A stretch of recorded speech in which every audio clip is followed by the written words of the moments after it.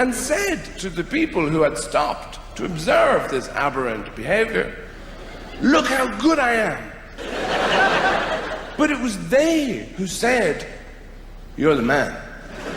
Hi, my name is Nacho, welcome back to the channel. So we made it to the last episode of The Witcher Blood Origin, a show that is so creatively bankrupt. They couldn't even come up with their own drawings for the monster contracts. They had to steal them from these dudes art on Twitter. So the final episode is pumped up on cocaine because they had to finish everything so quickly. It's only 35 minutes long because they probably chopped it down so much in post, but I watched it so you wouldn't have to, so let's get into it. The episode begins with the Empress giving some inspiring words to the 7 dudes she's sending to conquer a world. Look, I'm not an expert here, but I believe that worlds that are inhabited by flying death laser cockroaches would require a little bit more than 7 skinny dudes and the power of gay pride to be conquered. But Lenny opens the portal and on the other side tells Death Girl that she's her sister from another mister before brutally slicing her throat and fulfilling the sacrifice he needed to obtain the chaos magic. And if this feels familiar, it's because it's the same plot device as Thanos dropping Gamora for the Soul Stone. With this new power, he sends Eredin and the boys to Promised Neverland. The gang makes it inside the capital, still completely undetected. Oh, I wonder which one's the Lark. Michelle knocks on the door and walks in with Fjord. The password! The password! Yo, McLovin, Avalak, runs to the Empress and tells her that the ebony dildos can also be used to travel through time. Which would make for a very interesting story if your show didn't suck so much that it will probably get cancelled. Back in the square, the gang begins their attack and defeats the guard in absolute record time, and you may be wondering, why is Dylan Moran in this show? The answer may surprise you. Back in the chamber, the Empress betrays Michelle and sends her out to be executed, while Tough Girl, who immediately gets recognized by the way, begins telling the people of Sintrea about a dream she has, calling for them to retake their city and take back their grain. My own children starve. Hell yeah. She's the Lark. Take what's yours. The city is yours. None shall interfere. Do as you please. Well, that's not good. There's nothing there. Shit. Oh shit. This is the future under the Empress and her bloody Yeah, change the empire. speech. Come on. You can work this. You can work this crowd, girl. Come on, you got this. Children, Oh, I'm not gonna we pay need attention to this, rise man. up. Together we can win.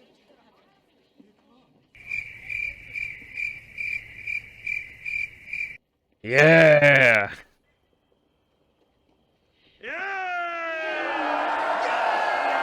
Don't sing. Don't sing.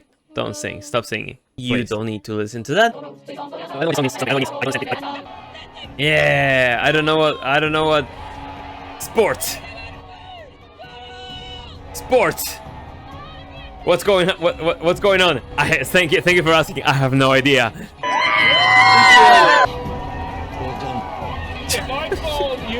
She did nothing. If there's anything to take from the character of the Lark, is that she's basically V from BTS. With the people officially revolted, they proceed with their plans, and you still may be wondering, what is Dylan Moran doing in this show? The answer will surprise you. The Empress tries to talk to Fjol and explain why she did what she did. Remember kids, if you commit multiple cases of regicide, it's fine, as long as you're a girl. Her reasoning was, cause no one saw her. Anyways, after that futile talk, Fjol turns into the White Ranger and begins fighting the Death Laser Cockroach. The twins try to open a door but can't because it has dimeritium. Didn't Brother Mage escape from a dimeritium covered cell? Where are all the guards? Hopefully heading towards the riot. Wait, Good question. Where are all the guards? What was it so hard to take on the city if there is literally no one defending it? Where are the massive armies that we saw outside of the city on episode 2? Are they on vacation and they are on leave? Where are they? Why is it so easy to overcome? I'm guessing there's soldiers now. The gang split to take on their respected side quests and will get somewhat of an easy hall fight where the ladies take on the majority of the soldiers and Brother Death kills one guy. thanks.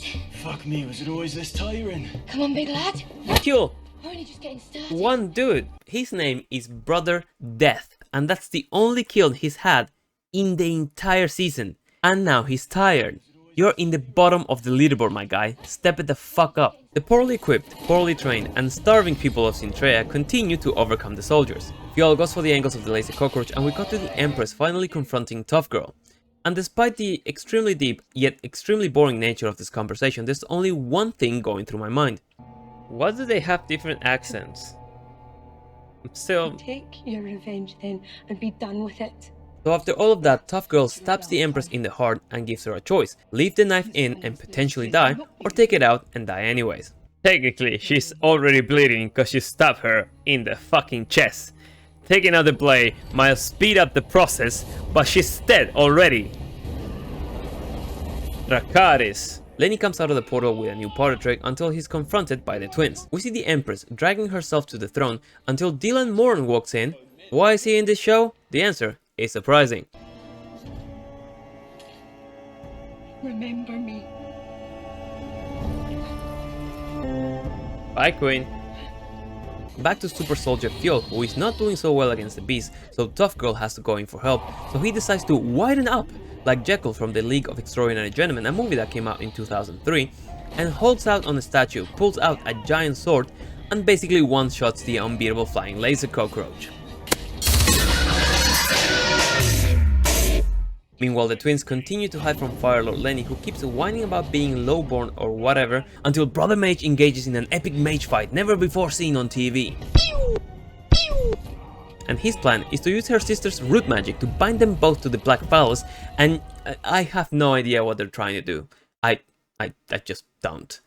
But hey, there's pretty lights. Now the moment you've all been waiting for, the answer to why in Jesus H. Christ is Dylan Moran in this show. What? Who the fuck is this guy? Why is he here? Oh, yeah, Dylan Moran's just here to be split in half by Fjol.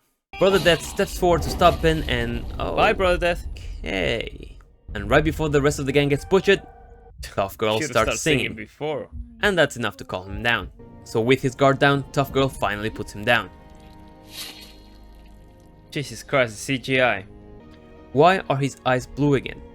So Brother Mage finally closes the pretty light circuit, and just like me when I find out I shouldn't play with the wall socket, causes an explosion that destroys the Ebony Dildo, and subsequently... I'll save you from the redundant narration of Mini Driver, and welcome to the Conjunction of the Spheres, the most notable and famous yet mysterious event in all of the Witcher lore. A massive event comparable with the Big Bang, and received by me with this face. Thrilling. Finally, the humans arrive in the world, color me shocked, cause until now I couldn't tell the difference from the elves we've been watching for the past 3 hours, and one little detail that I'm surprised the writers were mentally capable of coming up with, is that the guy elf speaks to the human in a different language. Percy! Very nice. One applause to you. We get the final montage of the gang. Brother Death didn't die cause these writers don't have the balls to kill more than a few characters. This guy's also here.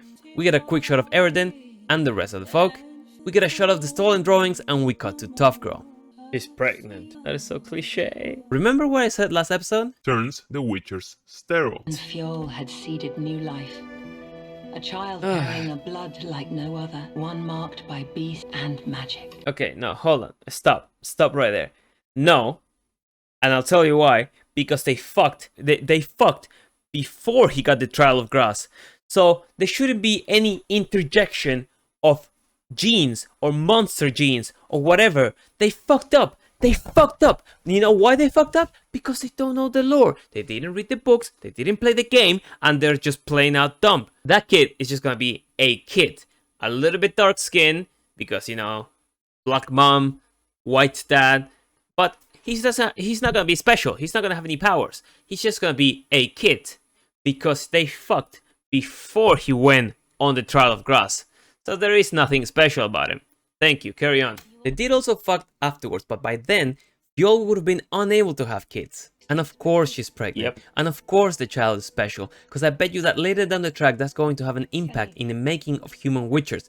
Which doesn't make any sense, because human witchers were created by order of the Northern Kings to their mages, who began experimenting on children to fight monsters. So whatever prophecy Walmart series spews is bullshit. Oh, I forgot the Jaskier was here too. So that's pretty much the ending of The Witcher Shed Origins, a story that will die and will not be picked up for season 3 of The Witcher if Netflix wants to still have any subscribers. The elves ended up being just humans with pointy ears who are so racially diverse that you can't figure out who is from where. I watched episode 3 and 4 back to back, and I wrote this the morning after, so as a funny exercise I'm gonna try to go over the names of the characters. So just from memory, we got Fjol, he gets mentioned a lot, El, Morfydd, Callum or Brother Death, Zachary, Michelle, Brother Mage, Zeon or Freyon, Lenny, don't know her name, Morwyn. Morrowind. Don't know his name, and everyone else is super unremarkable. Not a single character stuck with me, except maybe Gwen the Hammond. And some random plot holes that stuck with me, like what did the twins do to their mother that was similar to the Trial of the Grasses? How did Tough Guy and Tough Girl went from almost killing each other to her becoming a single mother?